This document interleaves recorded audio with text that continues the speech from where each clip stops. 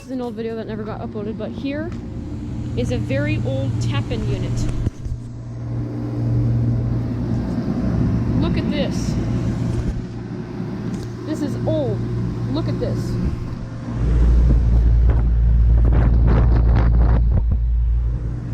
There's a fan. And then an old Ruud.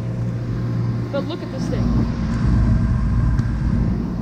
This is very old. Here's the suction line. That's very cold and sweaty. It's a very old Tappan.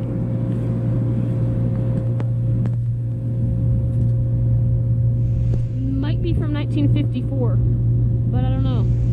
73B21054. And it's a 3-ton. Wow.